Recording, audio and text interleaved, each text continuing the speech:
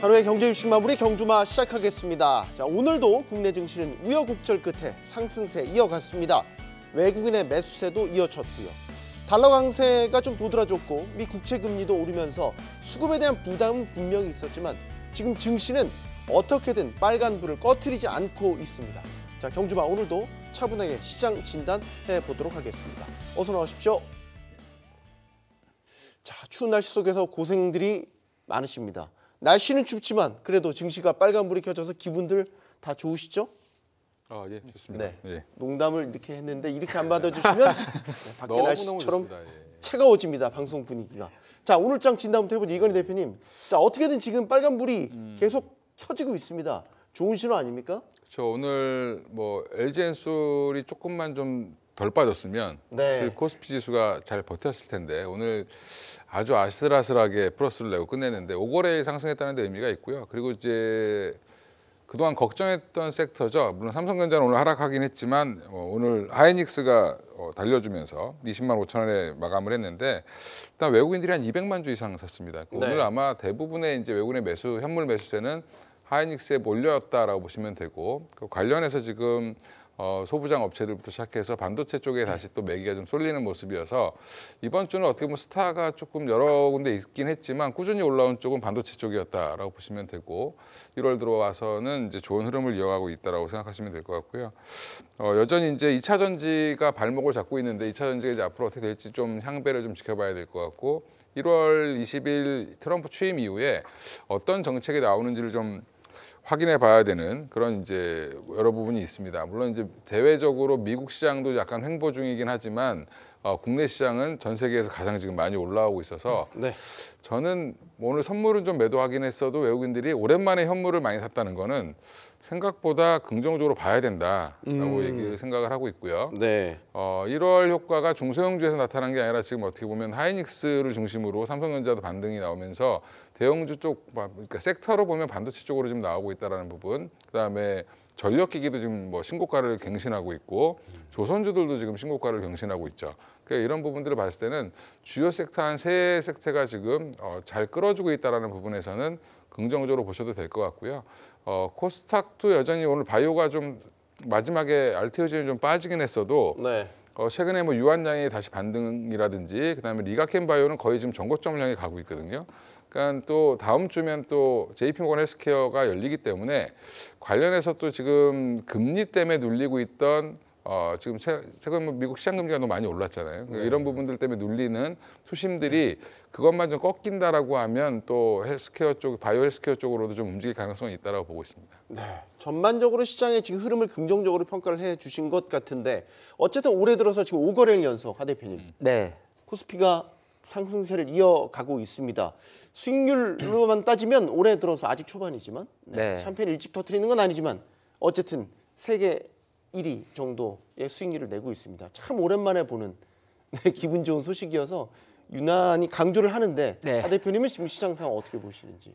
1위를 한다는 거는 다른 한편 놓고 보면 그 전에 좀 많이 못했을 수도 있을 것 같습니다. 우리가 비교 시점이라는 게 있으니까. 네. 그래서 이제 연초 한 일주일 정도 장이 열렸습니다만은 지금 주간 상승률 놓고 보면 한국이 글로벌에서 가장 높습니다. 높은데 이제 많은 투자분들이 앞으로도 계속 갔으면 좋겠지만은 제가 생각을 할 때는 일단 연초에 대한 1월 효과의 수급이 좀 크다 생각을 합니다. 오늘도 보시면 사실 1월 효과라는 게 이제 중소형 개별주가 많이 움직이는 거잖아요. CES라는 큰 이벤트가 나오면서 뭐 모든 출발과 끝 자체가 AI, 반도체, 또 수급으로 놓고 봤을 때는 오늘도 7,500억 매수 중에서 하이닉스가 200만 주면 계산해보면 대략적으로 한 4천억 이상이 하이닉스입니다. 그리고 이제 어제까지 오늘 또 다시 한번 뭐 유리기판 관련 쪽으로 매기세가 붙으면서 시장 관점에서는 역시는 이제 CES에 대한 AI에 대한 트렌드는 바뀌지 않았음을 좀 볼 수가 있고요. 근데 조금 다른 거는 뭐냐면 이번 대한민국 지수가 이제 지수라든지 종목이 뭐 일주일 기준으로 1위를 하는 동안에 해외 글로벌 지수의 정시 주요 변수들은 오히려 부정적으로 가고 있습니다. 네. 뭐 가장 우리가 예민하게 바라보는 게 환율 부분인데 달러화의 그 상대적 지표를 나타내는 달러 인덱스가 어느새 109까지 올라가고 또 국채 금리가 우리가 어하는 사이에 4.7%까지 갔거든요. 네. 1월 달에도 미국의 FOMC 회의도 있고 이제 올해도 8번 하겠습니다만은 지금 CME 패드워치에 나와 있는 25년도 금리 인하 확률 자체가 지난 12월 달에 있었던 2회에서 그 1회까지도 내려가 있다는 거죠. 그런 관점에 놓고 본다면 사실 2025년도의 상반기가 어쨌든 간에 경기 침체라는 큰 틀은 벗어날 수가 없을 것 같습니다. 그래서 지금은 올라가니까 좋긴 좋은데 가만히 놓고 보게 되면 실적으로 올라가는 것보다는 모멘텀으로 가는 거잖아요. 모멘텀으로 갑니다. 네. 그러니까 어떤 뭐 유리기판도 마찬가지고 로봇도 마찬가지고. 근데 이 모멘텀 자체가 영원할 수는 없기 때문에 뭐 지금은 잠깐 이 개별주의 상승을 좀 즐기겠습니다만은 가장 증시 외적인 변수를 할 수 있는 뭐 달러화라든지 국채 금리라든지 또 다음 주 가장 예민한 트럼프의 본격 취임 전까지는 아마 글로벌 증시는 여전히 눈치를 보지 않을까, 예, 그렇게도 볼 수 있겠습니다. 지금의 상승세를 너무 과대 해석하지 말자라는 좀 경계감을 보여주셨어요. 그러니까 펀더멘털이 바뀌어서 기조적으로 움직이는 게 아니라 아까 모멘텀 이야기를 주셨지만 뭐 CS 같은 여러 모멘텀들이 지금 증시를 끌어가고 있다라고 보신 것 같고, 자, 우리 그 현 대표님 어떻게 보시는지 시장 상황을 좀 긍정적으로 보시는 편인 건지, 중요한 건 기조적으로 방향이 바뀌었는지를 우리가 지금 계속해서 판단을 하고 있어서요.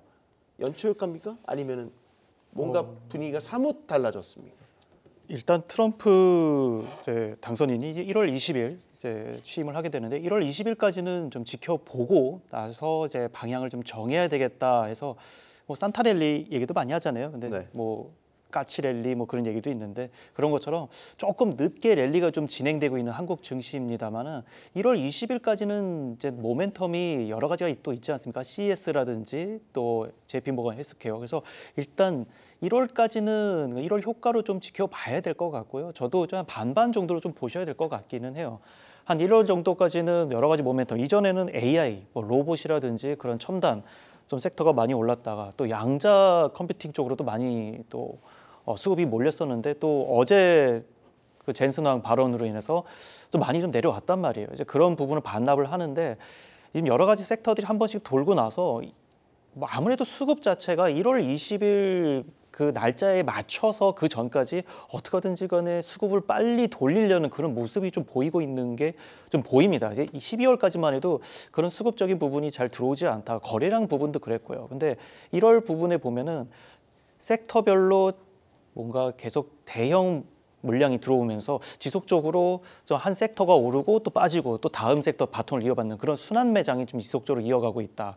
이렇게 보시면은 오늘도 마찬가지인데요. 로봇주들이 장 초반에 좀 하락세를 보이다가 장 후반에 이제 LG 관련된 향 이슈가 나오게 되면서 관련주들이 좀 많이 올랐단 말이에요. 로보티즈라든지 이제 그렇게 되면서 단기간적으로 단기 트레이딩 관점으로 좀 보시면서 1월장을 좀 대비하셔야 되겠다까지 이렇게 좀 말씀을 드릴 수 있을 것 같고요. 2, 3월은 아무래도 트럼프 당선인이 이제 새 정부를 꾸리게 되면서 관세에 대한 이슈를 뭐 빼놓을 수가 없겠죠. 그래서 그런 부분을 좀 보수적으로 보시면서 2, 3월을 준비하시고 그러다 보면 1기 때도 마찬가지였습니다. 초반에 어느 관점이 좀 드러나고 그리고 행정부의 방향성이 좀 나오게 되면은 그다음에 또 섹터가 나오거든요. 그래서 그런 것들을 좀 확인하시면서 좀 차분히 좀 보수적으로 보시는 것이 좋지 않을까 이렇게 좀 생각해 봅니다. 네.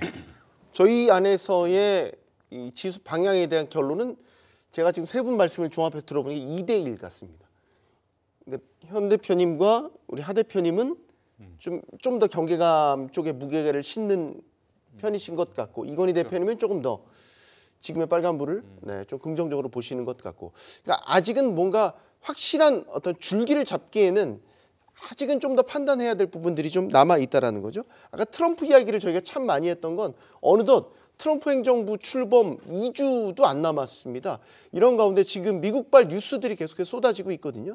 최근에 좀 한번 또 뜨끔했던 뉴스가 바로 관세와 관련된 여러 경로의 뉴스들이었습니다. 관세 정책이 좀 약화될 것이다 라고 또 얘기가 나왔다가 트럼프가 자기의 소셜 미디어에 또 아니다라고 관세 정책 견고할 것이다 라고 얘기를 했고, 또 최근에 나온 거는 국가 비상사태를 선언해서 보편 관세를 하는 방안을 또 추진하고 있다. 네. 굉장히 혼란스러운 상황. 어쨌든 관세가 계속해서 리스크로 작용할 것 같은 좀 불안감을 엄습하게 하는 뉴스인 것 같습니다. 네, 그 트럼프가 이제 대통령이 다시 되기 위해서 이제 선거 운동을 한다든지 네. 예를 들어서 대통령이 당선된 이후에 큰 축을 보면 두 가지 정도 키워드가 나옵니다. 한 가지가 이제 테리프라는 단어를 가장 많이 사용을 하게 되고요. 관세 이야기죠. 그리고 또 하나가 이민 이야기를 많이 합니다. 그래서 트럼프 미국 공화당의 핵심을 보면 강한 미국을 만드는 거잖아요. 그 강한 미국이란 건 실제적으로 관세를 부과해서 미국의 제조업을 강화시켰다는 걸 의미하는 거고 불법 이민자 포함해서 이제 상당히 값싼 노동력의 일단 미국 진출을 통한 미국 국민들의 어떤 일자리 잃는 거를 이민 정책을 다시 수정을 해서 보완하겠다는 거거든요. 그러면 결정적으로 트럼프는 실제로 일기와 마찬가지로 관세를 통해 가지고 제조업을 부활한과 동시에 또 관세로 벌어들인 자금을 가지고 호비세 감면 효과로 미국의 제조업을 키우겠다는 겁니다. 네. 그런 관점이 이제 여러 가지 이슈가 생길 수가 있는데 가장 이제 최근에 여러 가지 그 뭐 로이터 통신의 보도나 CNN을 보게 되면 처음에는 보편 관세라고 이야기를 했어요. 그러니까 유니버설 테리프를 이야기하는데 모든 국가를 대상으로 10에서 20% 그리고 중국에 대해서는 60% 이런 이야기가 좀 나오다가 모든 국가는 상관이 없는데 미국의 경제 안보에 영향을 미칠 수 있는 특정 섹터라는 단어도 잠깐 나왔었죠. 여기서 말하는 특정 섹터라는 것은 에너지라든지 우주항공이라든지 이런 게 좀 될 수가 있습니다. 근데 또 조금 이제 인수단 이야기 계속 나오는 상황에서는 아예 그걸 이제 명확하게 하기 위해서 국가 비상사태라는 단어가 나온 거죠. 국제경제비상권한법이라고 이야기를 합니다. IEEPA라고 이야기하는데 만약 이 권한법을 발효를 하게 되면 실제적으로 모든 걸 다 할 수가 있다고 해요. 법상으로는 외국 자산을 동결할 수도 있고요. 네. 거래 제한할 수 있고 수출이 금지까지 막을 수 있고 그다음에 국가만 하는 게 아니라 특정 국가, 특정 단체, 특정 개인까지도 다 규제할 수 있는 상당히 강한 강행법규라고 이야기를 합니다. 근데 이게 이제 실현될지 안 될지는 똑같아요. 명분이 있어야 되거든요. 예, 명분 쉽게 말해서 국가 경제 비상사태 카드를 도입하기 위해서는 미국 의회에서 그에 대한 합당한 타당성을 또 보여줘야 되는 겁니다. 그런 숙제를 갖고는 있지만은 시장은 이제 어떤 걸 경제하는 거냐 하면은 정말 트럼프가 관세를 강하게 부과하기 위해서 IEEPA라는 법까지 도입한다는 것은 한편으로 놓고 보게 되면 트럼프 2기의 첫 출발은 당연히 관세 전쟁으로 간다는 겁니다. 제가 조금 전에 장을 좀 부정적으로 본다고 말씀드렸고 미국이나 이런 것 자체를 좀 부정적으로 보는 이유가 어쨌든 올해 25년도 상반기는 관세 전쟁과의 그 이슈를 피할 수가 없을 것 같아요. 네. 그런 관점에서 본다면 앞으로 계속 뉴스도 추이를 받겠지만은 상당 기간 최소한 저의 뷰입니다만은 저는 상반기가 의외로 경기 침체라는 큰 터널을 벗어나는데 시간이 꽤 걸릴 것 같습니다. 네. 그 가장 대표적인 바로미터가 유로화의 동향을 보시면 유로화가 트럼프 당선 이후에 1.13 달러에서 지금 1페르티까지 떨어지거든요.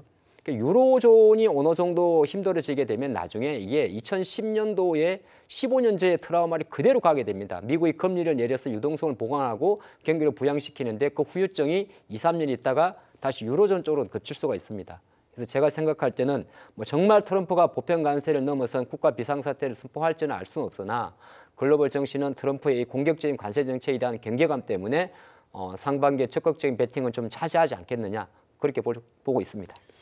결국에는 이런 식의 관세 정책에 대한 뉴스들이 먼 훗날의 이야기가 아니라 지금 우리 시장에 직간접적인 영향을 미치고 있다는 거죠. 그러니까 관세가 강해질 것이다 라고 하면 달러나 이런 채권 금리들이 지금 같이 반응해서 움직이고 있잖아요. 네. 결국에 증시의 수급에 또 다 영향을 미치는 부분이고 말이죠. 네.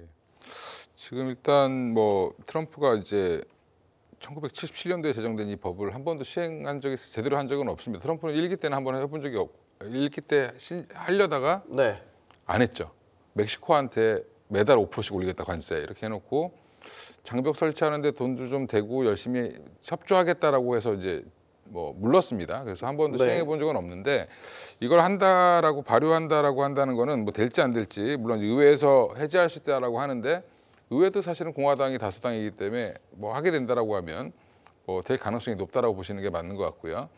근데 이제 지금 보편 관세에서 갑자기 지금 국가 경제 비상 권한법을 이제 사용하겠다 이렇게 얘기하고 있는 부분도 이제 공포감은 여전히 좀 조성하는 거 아닌가 생각을 하고 있고요. 항상 협상 전에 미리 깔아놓는 걸로 되게 유명한 사람이 이제 트럼프니까 일단은 지금 저는 모든 근심 걱정이 지금 채권 금리에 먼저 반영됐다. 왜 채권 투자자들이 가장 좀 예민할 수밖에 없기 때문에 반영을 했다라고 보고 있고요.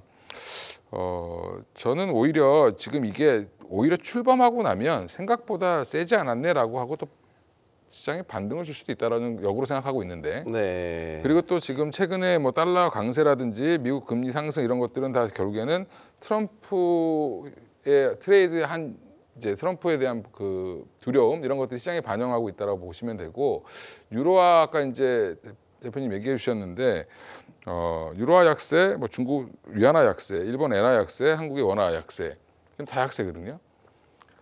경쟁적으로 약세를 일부러 만든다는 얘기도 있습니다. 네. 왜냐하면 아시아 통화나 그쵸. 달러 대비 이런 신흥국 통화들을 말이죠. 지금 우리나라가 1,400원, 50원이 넘어가서 걱정하시는 분들은 많긴 하지만 사실은 일본이 약세인데 우리만 강세를 띠면 사실은 수출 경쟁력이 없어지죠.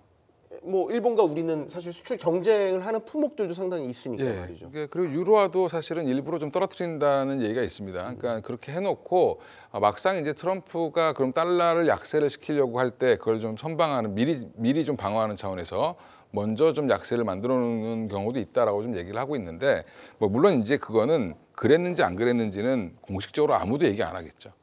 예. 그러니까 이거는 어차피 지금 1월 20일 날 정부 출범하고 나서 한두 달 지나 보면 사실은 이것도 저는 좀 오버슈팅한 것들이 좀 내려올 가능성, 그러니까 약세를 너무 강하게 떴던 부분들은 다시 좀 강세로 좀 돌아설 걸로 보고 있고요, 전반적으로. 네. 달러는 지금 너무 과하게 올랐던 부분들이 좀 내려오지 않겠나 생각하는데 채권 시장도 좀 너무 예민하게 지금 보면 뭐 이민 안 받아들이고 관세 올리고 그다음에 이렇게 한다는 건 다 임금 상승하고 물가 상승하는데 견인할 수밖에 없기 때문에 그럼 경제가 안 좋아지지 않을까라는 거에 대한 우려를 하고 있는 거고. 네. 근데 반면에 근데 또 멕시코만의 그 원유를 채굴하는 거를 지금 바이든 정부가 마지막에 못하게 하고 갔는데 이거 풀겠다라고 하는 거잖아요. 결국에 멕시코만 이름도 미국만으로 바꾸겠다. 나는 원유를 무작정 퍼내서 싸게 기름을 공급하겠다. 이게 또 트럼프의 또 막무가내식 또 정책이긴 하지만 또 이게 상충되는 겁니다. 그래서 막상 출범해 봐야지 제가 볼 때는 알 수 있다라고 보고 있고요. 지금 일단은 모든 걱정들이 좀 반영되어 있는 게 채권 시장과 환 시장이 아닌가 생각하고 있습니다. 우리는 트럼프의 속내를 알 길이 없잖아요. 어떻게 보면 지금 우리는 사서 걱정을 하고 있는 거라고. 그렇죠. 먼저 걱정하고 사서 걱정해서 다 미리 지금 움직이고 있고 이런 상황이에요, 현 대표님. 근데 우리가 냉정하게 보면 예를 들어서 관세 정책이 세게 매겨진다. 관세 부과가 생각보다 세다라고 한다면 직접적으로 우리 수출에 타격이 있어요. 이런 시나리오들이 지금 다 만들어져 있단 말이죠. 근데 그걸 걱정해서 지금 미리 선반영해서 움직이고 있는 측면이 있는 거고 정말 다행스럽게 나중에 별거 없었다라고 하면 정말 다행이겠죠. 근데 항상 우리는 또 최악의 가정에서 대비를 해야 되는 면도 있지 않습니까?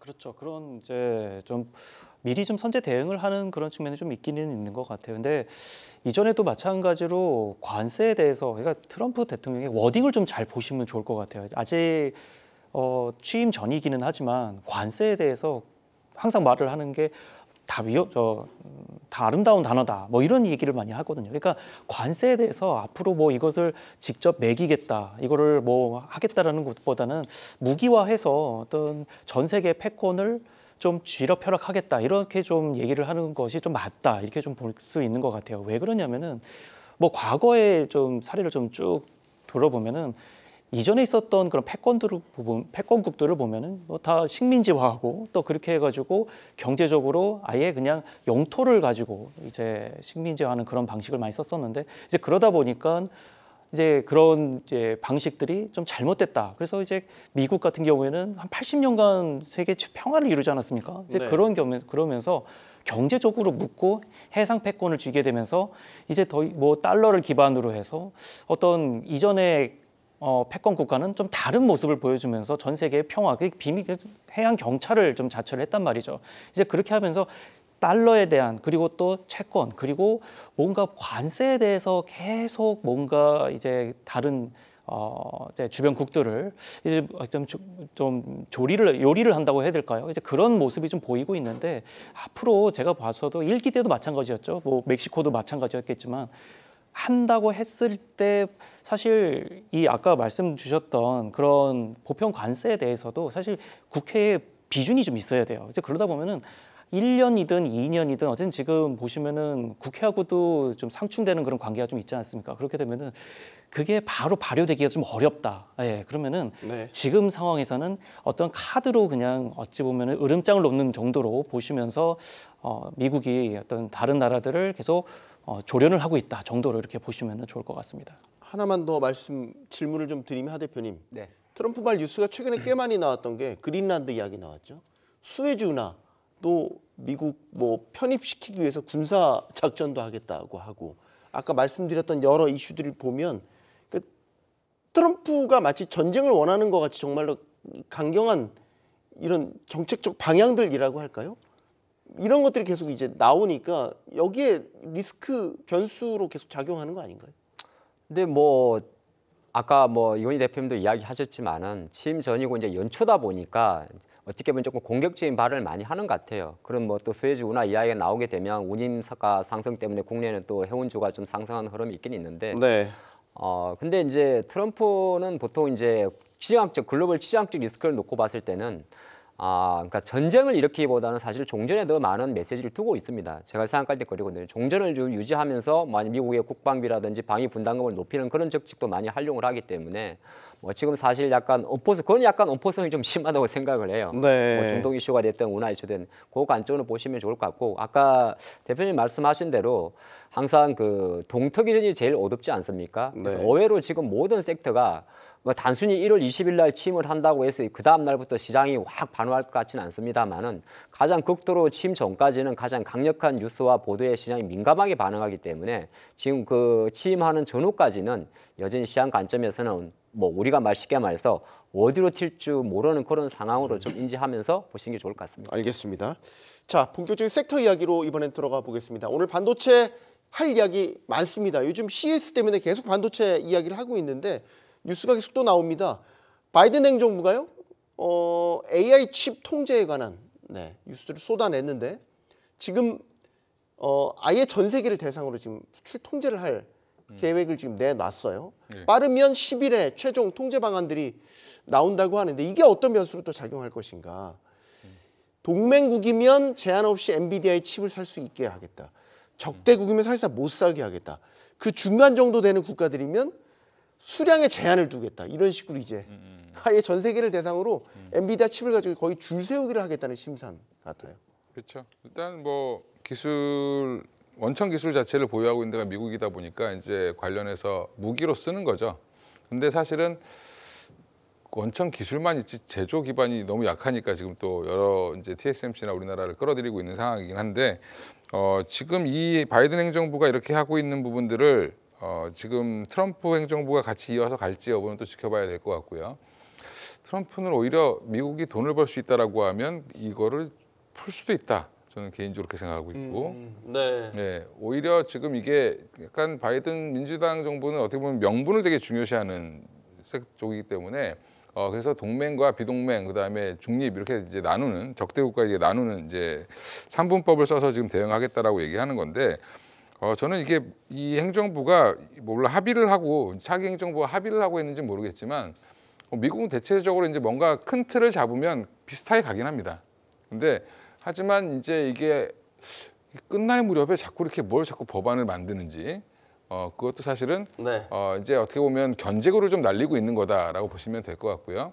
이 견제구가 먹힐지 여부는 사실은 좀 지나봐야 알 것 같고 너무 그에 대해 너무 걱정할 필요는 없을 것 같고 지금 우리가 반도체 중국 관련돼 가장 큰 이제 우리가 지금 타격받을 수 있는 거는 중국을 규제하면 중국에 나가는 물량들, 그다음에 우리나라 삼성이라든지 SK하이닉스가 중국에 공장을 갖고 있기 때문에 그런 부분들에 대한 약점이 노출될까 봐 지금 걱정하고 있는 건데 그건 지금 트럼프 1기 정부 때부터 지금까지 꾸준히 계속 날라온 펀치였기 때문에 저는 오히려 이런 부분들은 생각보다 민감하게 받아들이지는 않을 것 같고요. 오히려 지금은 그거보다는 앞으로 이제 미국에서 반도체 관련돼서 우리가 어떤 포지션을 잡고 가느냐. 결국은 HBM이라는 하나의 큰 무기를 갖고 있는 나라이기 때문에 함부로 건드리지 못할 거다라고 보고 있습니다. 알겠습니다. 자, 요즘에 트럼프에 못지않게 입담을 자랑하는 사람이 젠슨 황입니다. 엔비디아 최고 경영자죠. 젠슨 황이요. 좀 논란이 될 발언들을 했었죠. 기조연설에서 공개했던 지포스 차기 시리즈 RTX 50 시리즈에 마이크론의 이 그래픽 D램이 들어간다는 걸 공개를 했고 그 뒤에 질문이 나오니까 삼성이나 하이닉스도 그래픽 D램을 했었냐 이 발언을 했다가 네. 자신의 말을 정정하는 입장을 또 냈어요. 삼성전자께 초도 물량에 들어간다는 겁니다. 어떻게 봐야 되겠습니까? 젠슨항의 이 가벼운 입을 말이죠. 근데 여기에는 제가 보니까 그렇게 극도로 반응할 걸 필요는 없을 것 같습니다. 우리가 반도체를 투자하는 핵심은 지금 말한 그 아까 그 소비자용 GPU가 아니고 사실은 데이터 센터용 산업용 HBM 장비 쪽이잖아요. 지금 말하는 건 소비자 가전용 그래픽 카드에 말하는 시리즈를 말하는 거고, 그건 뭐 쉽게 말하면 PC라든지 모바일 쪽을 볼 수가 있는 게 되는 건데, 이 하루 전날 외신 보도를 통해 가지고 오늘은 이제 1월 9일인데 한 번 더 이제 젠슨항 삼성이 이제 들어간다 그런 이야기 나왔습니다만은 불과 하루 전날 1월 8일 정도에 다시 한번 매체를 통해서 한번 릴리스가 됐었어요. 근데 하지만 주가의 반응 자체는 거의 영향이 없는 거고, 제가 생각할 때는 이번 CES에서 젠슨항이나 엔비디아의 주요 여러 가지 프레젠테이션을 놓고 보게 되면 네. 큰 그림에서는 한 3가지 정도로 요약할 수가 있거든요.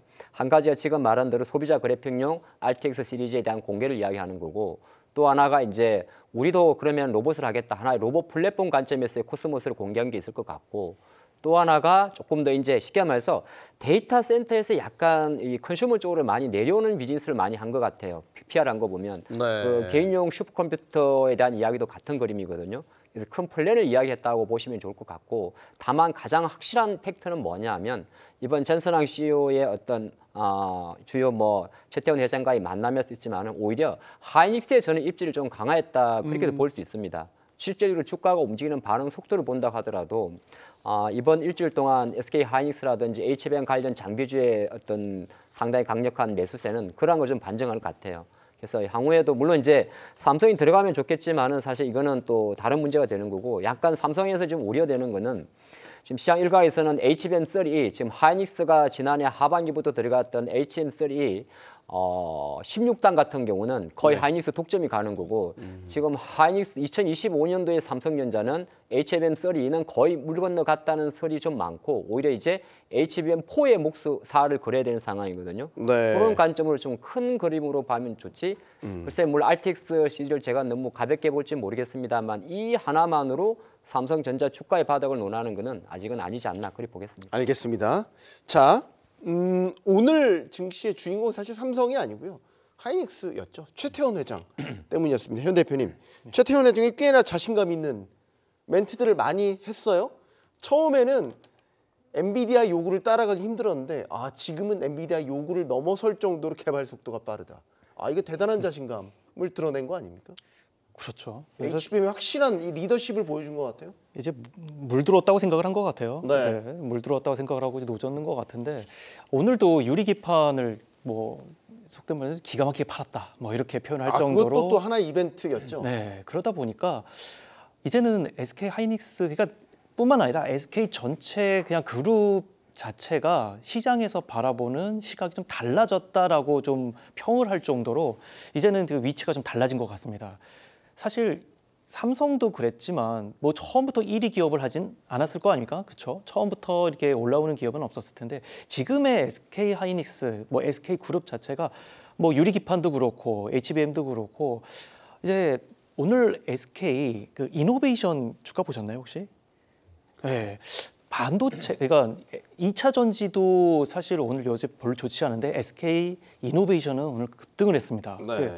그만큼 SK 전체적으로 뭔가 이제 그룹 자체에서 이제 나가는 어떤 그런 위상이 좀 달라졌다, 좀 이렇게 좀 보고 있는데요. 뭐 SK 이노베이션은 오늘 물론 이제 좀 다른 얘기긴 합니다만은 2차 전지로 오르지는 않고 다른 이슈, 이제 뭐 원유에 대한 이제 개발 이슈로 좀 이제 오르기는 했었는데, 그런 것처럼 다양한 좀 이슈가 좀 있어서 오늘도 SK 하이닉스 또 관련된 또 태채원 회장의 좀 발언이 좀 강했다, 이렇게 좀 말씀드릴 수 있을 것 같은데요.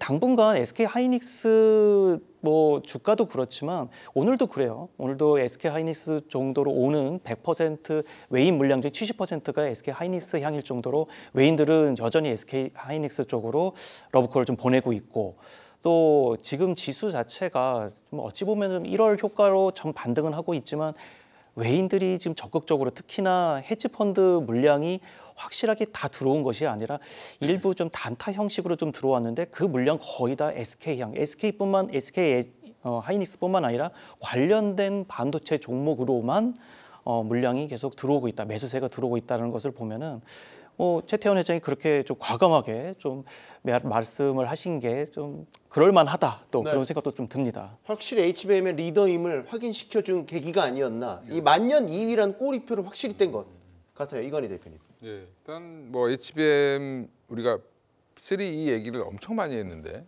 HBM 얘기를 들은 지가 한 1년 좀 넘은 것 같은데 그 사이에 뭐 3E, 8단, 12단, 이제 16단. 16단까지 나왔잖아요. 그러니까 우리 태권도 1단, 2단밖에 모르다가 이제 진짜 검은띠 딴 거 아니에요? 예, 근데 이제 HBM4는 기본이 20단입니다. 그렇군요. 예, 그래서 지금 이제 HBM3E 요즘에 최근에 기사가 참 재밌었던 게 각자 다른 얘기를 하는데 하나로 모아지는 게 뭐였냐면 어디로 갑니까? 하나로 모아지는 길이. 하나로 모아지는 게 하이닉스로 가는 거죠. 근데 이게 재밌는 현상이었는데 엔비디아에서 무슨 기사가 나왔냐면 우리 메모리 용량이 더 필요해. 발열이 많이 나와서 용량이 더 필요해라고 얘기를 했는데 네. 마침 또 하이닉스는 우리 16단을 개발하고 있어. 근데 좀 있으면 공개할 거야라고 얘기를 했고, 네. 그러면 그러면 이게 두 개 연계가 되는 거죠. 그럼 이제 블랙엘 시리즈에 지금 만들고 있는 것들도 12단으로 하다가 보니까 16단을 쓰는 게 더 좋을 것 같아. 이런 쪽으로 갔고, 근데 얼마 전에 또 한미반도체 곽동신 부회장은 이상한 장비 앞에서 사진을 찍었는데 새로운 본딩 장비라고 하면서 사진을 또 찍으셨어요. 기사가 나왔는데, 근데 나중에 보니까 그게 16단을 만드는 장비입니다. 그래서 한미반도체도 요즘에 좋죠. 그래서 결국에는 지금 이 세 개의 기사가 결국에는 하나로 SK하이닉스가 3 16단이 이제 블랙엘 시리즈에 아니면 루빈에도 들어가겠구나라고 보는 건데 물론 네. 루빈은 4를 또 상정하고 만드는 거겠지만 근데 이제 또 그럼 HBM4에 대한 기대감이 있는 게 사실은 뭐 삼성전자도 있지만 하이닉스도 있겠죠. 하이닉스는 아예 포석을 뒀죠. 아예 TSMC랑 협업을 하겠다. 뭐 이렇게 뒀기 때문에 지금 걱정을 안 하는 겁니다. 그래서 25년도에 지금 레거시가 안 좋아도 레거시 부분을 다 커버할 정도로 돈을 벌 가능성이 높은 게 지금 SK 하이닉스다라고 보시고 대응하시는 게 맞고요. 저는 그래서 지금 하이닉스가 뭐 너무 좋다, 뭐 여기서 앞으로 계속 좋아질 거다, 계속 확인해야 됩니다. 왜냐하면 4는 또 완전 다릅니다. 네. 3랑 완전 단계가 하나 올라가는 것 뿐이지만 뭐 만드는 방식도 좀 달라지고요. 지금까지 다 확인시켜 줬지 않습니까? 그래서 이제 TSMC와 협업을 어디까지 해서 단가를 어떻게 할 건지. 왜냐하면 베이직 다이를 또 TSMC가 만들면 SK하이닉스가 생각보다 가져가는 몫이 좀 적을 수도 있거든요. 그런 부분들도 좀 확인은 좀 해야 되는데 지금 당장 현재 시점에서 보면 최태원 회장과 젠슨 황이 미팅에서 뭐 나와서 유리기판을 띄우시긴 했지만 사실은 HBM 얘기를 더 많이 했을 거다라고 보고 있습니다. 이게 확실히 HBM 쪽은 리더십을 갖고 정말 물 들어오는데 노를 젓고 있다라는 느낌을 갖게 돼요. 네. SK 하이닉스를 필두로 한 HBM 향 이런 관련주들은 당연 이 수혜를 계속 받을 수 있다라고 보십니까? 근데 뭐 수혜는 이제 비즈니스적인 부분이 될 것 같고 뭐 한미반도체도 아까 저희가 한참 얘기를 했었죠. 마찬가지죠. 뭐 또 한미가 또 마이크론이 싱가포르에 공장 증설하는 거라든지 투자하는 거에 대해서 아마 관련성이 있을 수가 있는데 주가 관점에서는 이게 다 같이 매칭이 돼야 되는 거죠. 우리가 그러니까 뭐냐면 하이닉스 주가도 현재 20만 원대 있습니다만 여기서 이제 시장만큼이나 좀 견조하게 받쳐줘야만이 HBM 관련 루틴 밸류체인 있는 기업들이 계속 상승을 할 수가 있겠죠. 네. 그 관점을 보시고 만약에 예를 들어서 하이닉스의 주가가 이제 주가와 또 시향은 조금 다른 거잖아요. 하이닉스의 주가가 다시 한번 이제 시장과 같이 뭐 못 간다고 한다면 최근에 많이 오른, 왜냐하면 HBM 장비 회사들도 대략 저점 대비해서 50% 이상 올랐지 않습니까? 뭐 한미도 비슷한 그림이 있는 거니까 그 관점을 보시고 이번 일주일 동안 제가 보니까 저는 사실 그 최태원 회장의 이야기 중에서 그 말이 제일 와닿았어요. 네. 그동안에는 우리가 엔비디아의 요구에 따라서 물량을 맞추기 바빴지만 네. 이제는 우리가 엔비디아의 요구보다 우리가 먼저 기술 개발을 하고 있다. 네. 그건 엄청난 임팩트거든요. 정말 그게 최태원 회장의 말대로 핸들이 된다면 예를 들어서 주문하면 만드는 그런 타임렉을 존재할 수 있고 엔비디아가 요구하는 기술 사양보다 우리가 먼저 치고 간다니까 오히려 그러니까 뭐 너무 좀 국뽕의 냄새를 빼고 말하면 네. 사실 TSMC가 갑 중에 상갑이지만은 하이닉스의 파워가 더 커질 수도 있는 거예요. 저는 그래서 이제 물론 뭐 최 회장님이기 때문에 거기서 그렇게 한국 언론이나 또 미국 언론이 그렇게 이야기했는지 모르겠습니다만 그 단어는 상당히 중요한 단어입니다. 앞으로는 우리가 엔비디아의 수요보다 우리가 빠르다. 그런 걸 좀 보시면 좋을 것 같고 당분간은 올해도 HBM 쪽에서 포커스를 맞출 것 같은데 한 가지 이제 이번 주에 조금 하이닉스가 조금 강했던 배경에는 삼성전자의 4분기 실적에 대한 추정치가 컨센서스보다 내려갔고 네. 대신 하이닉스는 이달 말에 추정치를 발표하게 되는데 3분기보다 올라갑니다. 네. 그래서 연간 기준으로 사상 처음으로 처음인지 갑자기 기억이 안 나는데 연간 기준으로 하이닉스가 삼성을 앞지르게 되는 그림이 있거든요. 그래서 오히려 하이닉스의 이달 말에 예정되어 있던 4분기 실적 발표까지는 오히려 시장 관점에서는 하이닉스를 조금 선호하지 않을까 그렇게도 보고 있습니다. 네. 제가 아까 말씀을 네, 이원희 대표님. 놓쳐가지고 하나 더 말씀드리면 이제 지금 웨이퍼 기준으로 봤을 때 이제 우리가 이게 어차피 디램을 쌓은 게 HBM이잖아요. 네. 근데 디램을 만드는 재료가 이제 웨이퍼인데 작년에 이제 10만 장 규모였거든요. 올해 17만 장 규모로 늘어납니다. HBM 쪽으로. 그러면 거꾸로 생각해 보시면 전용 라인을 전용하든 추가 라인을 증설을 하든 장비가 더 많이 들어갈 수밖에 없다라고 생각하시고 그러면 그게 왜 장비주들이 좀 요즘에 반응을 다시 하고 있는지를 생각해 보시면 될 것 같습니다. 네. 70%가 늘어난다라고 합니다. 단순 산술적으로는 네, 예. 70%가 예, 맞습니다. 캐파가 늘어난다라고 예. 보는. 뭐 바람입니다만 물 들어왔을 때 확실히 노져가지고 앞으로 최대한 많이 갔으면 하는 바람 가져봅니다. 이 얘기 간단하게만 짚고 이건 넘어갈게요. 이게 양자 컴퓨터가 계속해서 화제가 되고 있어서 테마주 성격이 아직 짙어 보이긴 하지만 미국장에서 특히 급등과 급락을 지금 이 젠순왕의 이 한마디 때문에 급등락을 반복하고 있어요. 이 사태를 어떻게 보시는지 이게 결국 본질로 찾아가기 될 텐데 그렇죠. 너무 누구의 발언 한마디 이렇게 천당과 지옥을 왔다 갔다 할 수 있나 현 대표님? 일단 첫 번째로 젠슨 황이 왜 그 말을 했는지를 좀 말씀드리고 좀 짚어볼게요. 네.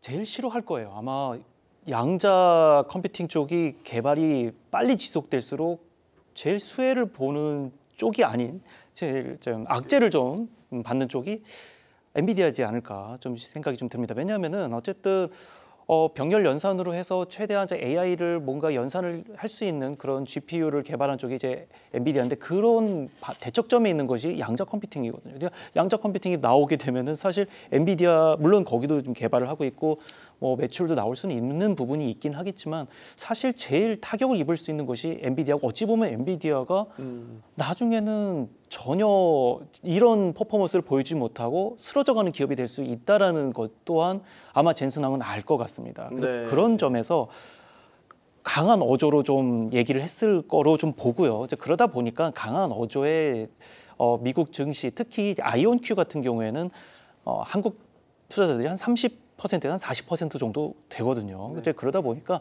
그렇게 좀 들어갔던 물량이 한순간에 좀 겁이 나서 매도세가 좀 나오고 그러다 보니 국내 증시에도 좀 악영향을 주기는 했지만 젠슨 황의 어떤 발언이 사실 좀 과도하다는 측면이 좀 더 강하다고 봐요. 그래서 그런 변동성이 물론 있긴 하겠지만 양자 관련된 이슈는 올해 내내 좀 지속이 될 것이고 특히나 미중 어떤 기술 분쟁이 제일 선두에 있는 어떤 기술이기 때문에 네. 거기서 이제 미국이 그런 부분을 놓칠 리는 없고요. 이제 네. 그래서 양자 쪽 기술은 계속 나오기 때문에 또 이슈가 나올 거고요. 그래서 지금 내려오는 어떤 그런 출렁임은 약간 일시적으로 좀 보시고 네. 꾸준히 좀 바닥에서 매수해 보는 것도 좋지 않을까 그렇게 보고 있습니다. 알겠습니다. 양자 이야기를 더 하고 싶은데 더하면 안 될 것 같습니다. 다음 진짜 중요한 주제가 또 남아 있어서 말이죠.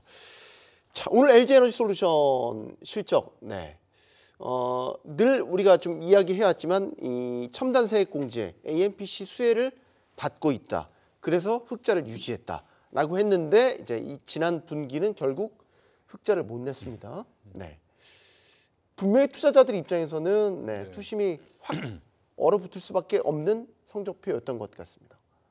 일단 뭐 3분기부터 좀 뭐 사실은 안 좋았죠. 뭐 AMPC 받아서 이제 흑자를 만들었던 부분이었기 때문에 실질적으로는 적자였다라고 얘기했는데 그 적자 폭이 좀 더 커진 것 같고요. 그 이유를 보면 이제 GM이라든지 이쪽 관련돼서 뭐 리콜도 있었고 이런 충당금도 반영을 했다. 6,200억대 충당금을 반영해서 그렇다라고 이제 얘기를 하고 있습니다. 그래서 저는 그리고 또 출하량도 줄고 있고 지금 전반적으로 이제 LG엔솔과 거래했던 지금 미국의 자동차 회사들 GM이죠 대표적으로 GM이 이제 생각보다 이제 잘 못 팔고 있습니다 전기차를. 네. 네, 그런 부분들이 여전히 좀 영향을 미쳤다라고 생각하시면 될 것 같고요. 그래도 LG엔솔은 저는 만약에 2차 전지 중에 뭘 하나 사야 된다라고 하면 LG엔솔을 사야 된다라고 좀 보고 있는데. 그 이유는 포트폴리오가 좋습니다. 그리고 앞으로 이제 기술 개발, 공정 개발이라든지 건식 공정 관련돼서 접목할 수 있는 능력도 있을 거로 보고 있고요. CATL이 미국에 직접적으로 들어오지만 않는다면 사실은 뭐 LG엔솔은 미국 시장에서 생각보다 견조한 흐름을 보일 수 있다고 보는데 네. 여전히 근데 2차 전지는 제가 매번 너무 지겹게 말씀을 드려가지고 저 얘기 또 하네 이렇게 얘기하실 수도 있는데 그냥 취임하고 나서 뭐 IRA 보조금 관련돼서 뭐 사실은 축소를 어떻게 할지 또 법안 뭐 지금 아예 폐지를 하는 건지 정확한 이제 정책이 나오고 나서 대응을 해도 늦지 않을 것 같고요. 지금 너무 빨리 이제 뭐 사실은 바닥을 잡으려고 들어가시는 분들은 좀 위험할 수 있다. 오히려 바닥은 거의 온 것 같은데 네. 뭐 바닥이라는 게 사실은 지나봐야 아는 거니까 좀 확인하고 사셔도 좀 늦지 않을 것 같고 갖고 계신 분들이 문제죠 사실은. 안 갖고 계신 분들은 언제든지 들어갈 수 있을 준비만 하면 되는 거고 안 가지고 계신 분들은 조금 더 좀 기다려 보셔야 된다. 너무 흥분하거나 너무 실망할 필요도 없는 것 같고요. 이게 삼성전자 이번에 실적 6조 5천억 나왔는데 반등했잖아요. 바닥은 잡은 것처럼 움직이고 있는데 그것처럼 또 이쪽 섹터도 그럴 가능성은 있다고 보고 있습니다. 하 대표님 의견도 듣고 싶습니다. 사실 네. LG에너지솔루션 하면은 뭐 우리 업계 1위이기도 하지만 어떻게 보면 이제 2차 전지가 지금 캐즘 구간을 지나면서도 그나마 버팀목 최후의 보루처럼 여겨졌던 것이 LG에너지솔루션이기 때문에 네. 투자자들 많은 생각이 드실 것 같아요. 이 적자 실적을 보고 말이죠. 그리 많이 안 될 것 같습니다. 왜요? 어, 자신감이 아니 그런 것보다 네. 4분기에 아까 말씀하셨지 않습니까? LG엔솔의 이제 전방산업 전기차 메이커가 GM인데 네. GM이 실제적으로 LG엔솔의 얼템 셀즈 모델 배터리가 들어가는 이코녹스 모델입니다. 그 이코녹스 모델이 작년 24년도 북미 기준으로 대략 6, 7일부터 릴리스가 됐는데 인도가 됐는데 하반기에 뭐 사실 이코녹스가 많이 나간 건 아니에요. 글로벌 전기차 월간 동향을 보면 중국의 뭐 샤오미라든지 그 중국의 비아디 같은 경우는 월간 한 80만 대를 팔고 있고 중국 아직 미국이나 다른 차는 대부분 한 자릿수란 말이죠. 테슬라도 분기에 지금 50만 대의 자동차가 안 나가지 않습니까? 그러니까 어떻게 보게 되면 4분기 때 매출이 한 19% 정도 줄어들고 또 영업이익이 적자가 난 거는 사실 뭐 2천억 정도의 적자라 그러면 컨센서스보다 제가 보니까 오버웨이트 된 게 한 1,000억 정도 됩니다. 그러면 4천억 정도의 보조금을 AMPC를 받았다는 이야기고 그거 빼고 나면 6천억인데 강조드립니다만은 보조금을 빼면 안 되죠. 뭐 그거는 사실 중요하지는 않습니다. 뭐 어쨌든 간에 이제 모든 국내 언론들이 항상 AMPC를 빼고 이렇게 발표를 하는데 그러면 LG에너지솔루션이 미국에 공장을 왜 짓습니까? 혹시 그렇게 묻고 싶거든요. 결과론적으로 잘 나온 건 아니지만은 4분기에 전기차 캐즘에 좀 불편도 있고 또 하나가 유럽 쪽에서도 수요 둔화가 있다는 거죠. 그런 관점에서 보면 되는 거고 25년도 LG에너지솔루션의 연간 영업이익 전망치는 다시 1조 5천억대로 올라가 있습니다. 물론 그거는 우리가 이제 증권사 전망이기 때문에 지켜는 봐야겠습니다만 결정적으로 향후를 보는 관점에서는 사실 21년도나 22년도처럼 2차전지 관련주가 올라가려면 2020년이겠네요. 올라가려면 리튬 가격이나 원자재 가격의 반등이 있어야 돼요. 그거는 아마 현실적으로 중국의 공급 과잉으로 인한 리튬 가격이 하락이기 때문에 생각보다 그 가격을 통해서는 어려울 거고 많은 2차전지를 이야기하시는 분들이 아시겠지만은 그게 어떤 새로운 어떤 뭐 예를 들어서 라인업의 변화라든지 그런 걸 통해서 올라갈 것 같고 주가는 의외로 지금 의도적으로 12월 달에 뭐 국내 증시 밀리면서 밀렸다가 하도 시장에서 계속 IRA를 폐지하네, 관세를 부과하는 이슈가 있다 보니까 네. 수급이 안 들어와 있는 거죠. 저는 그래서 오히려 LG에너지솔루션이 오늘 실적 발표를 주가가 하락을 했다면 뭐 아주 단기적으로 보시는 분은 여기서 추가적인 하락보다는 LG에너지솔루션은 현재 36만 원 이하에서는 단기적으로 천천히 또 하방 지지를 보이지 않을까 그렇게도 보겠습니다. 이 말은 돌려 생각해 보면 오히려 단기적으로 봤었을 때의 매수 기회가 될 수도 있다. 지금 구간이 말이죠. 현 대표님 의견 듣겠습니다. 네, 좀 하 대표님과 뭐 결을 좀 비슷하게 하고요. 네. 그리고 이제 근데 좀 그런 건 좀 생각을 해주셔야 될 것 같아요. 트레이딩 관점으로 좀 보셔야 되긴 할 것 같습니다. 물론 이제 여기서 드라마틱한 물론 상승이 나오면 좋겠지만 이제 2차 전지는 2차 전지만의 문제가 아니라 이제 ESS 쪽을 좀 더 같이 보시고 가는 것이 좀 좋을 것 같습니다. 그래서 그 전에도 올해 이제 뭐 8, 9월에 잠깐 올랐던 것도 뭐 ESS 이슈, 그러니까 전기차 화재 뭐 관련된 이슈가 또 있으면서 ESS 관련된 그런 관련된 이슈가 나오면서 오른 것도 좀 한 몫을 좀 차지한 것 같은데요. 유럽 쪽 전기차 생산량이 좀 어느 정도 좀 내려온 것도 좀 약간 문제도 좀 있고 캐즘 해소가 아직 안 되는 것도 있기는 하지만 사실 테슬라도 요새 좀 인도량이 많이 줄지 않았습니까? 그래서 그런 거는 악재로 좀 나오기는 하지만 뭐 차트로도 보셔도 좋고 뭐 이런 흐름을 보시면은 계속 흐름이 하향은 하고 있지만 그 가운데서도 계속 박스권 내에서 트레이딩으로 반복적으로 상승 하락이 계속 나오고 있는 모습이 좀 보이고 있거든요. 그래서 어찌됐든 지금 상황으로는 좀 단기적인 트레이딩 관점으로 저점에서 고점, 항상 뭐 아시다시피 뭐 주식은 싸게 사서 뭐 비싸게 파는 거 다 아시겠지만 그런 트레이딩 관점으로만 일단 좀 보시고 가시되 ESS 쪽에 어떤 수급이 좀 들어오고 이슈가 좀 나와서 저점이 확실하게 잡히면은 그때 이제 대규모 투자를 조금 해보시는 것도 좋지 네. 않을까 좀 그렇게 단기적으로 보고 있습니다. 하 대표님 하나만 더 여쭤보면 한국 배터리 업체들의 NCM 배터리 전략이 좀 틀린 것 아니냐 이런 걱정은 안 해도 되겠습니까? 중국 뭐 CATL이나 이런 데서 만드는 이제 그 LFP 배터리에 대한 성능 개선에 대한 보도도 계속 나오고 있고. 네. 그러면 결국 좀 비싸고 광물도 좀 구하기 힘든 이런 NCM 3원계 배터리 전략으로 가는 게 장기적으로 봤었을 때 중국과의 경쟁에서 계속 좀 힘든 국면으로 가지 않을까라는 이런 걱정 안 해도 되겠습니까? 근데 만약에 그렇게 접근한다면 2차 전지 배터리 산업 자체를 접어야 되는 거죠. 왜 우리가 NCM에 집중했는지를 역으로 생각해 볼 수가 있을 것 같습니다. NCM에 들어가는 철이라든지 아니면 LFP에 들어간 철이라든지 아니면 NCM에 들어가는 니켈이나 코발트나 망간 같은 경우도 대부분이 절반 이상을 중국에서 수입을 한단 말이죠. 그러니까 말씀하신 대로 이제는 꼭 NCM 배터리가 아니라도 중국의 LFP 배터리의 성능이 좋아지면서 완충 기준으로 500km 이상 주행하는 차가 많아졌습니다. 배터리. 네. 그런 관점인데 그러면 우리가 예전에 디스플레이라든지 반도체 마찬가지로 중국과의 원자재 경쟁에서 이길 수 있는 방법은 없기 때문에 본의 아니게 니켈 함유량 80% 이상의 하이니켈 계열을 가는 것이고 그런 과정에서 시장은 이제 배터리의 성능 고도화를 위해서 많이 나온 이야기가 코발트 리스라든지 망간 리치 쪽으로 계속 가는 거잖아요. 그러면 이제 트럼프 대통령도 마찬가지고 향후에 또 트럼프가 대통령이 4년 하고 나서 미국의 새로운 정부가 형성된다고 하더라도 네. 중국 히토류 그러니까 원자재에 대한 규제는 계속 강화될 거예요. 그런 관점에서 아주 장기적 관점에서 포스코라든지 뭐 예를 들어서 에코프로 그룹이라든지 LG라든지 이런 기업들이 캐나다, 인도네시아, 호주, 아르헨티나 이런 데서 원자재 작업화를 위해서 노력한다는 것은 장기적 관점에서는 오히려 지금 NCM 체제로 중심을 잡고 가는 게 저는 맞을 것 같습니다. 왜냐하면 네. 고부가가치 산업으로 가야 되니까 말이죠. 그렇게 보겠습니다. 알겠습니다. 자, AI 반도체라든지 뭐 수출 통제, 관세 리스크 이런 미국발 변수들이 여전합니다. 시장을 어느 때보다 정확하게 진단하고 전략을 짜야 될 시점 같습니다. 경주마가 잘 도와드리겠습니다. 다음 주에 뵙죠. 경주마였습니다.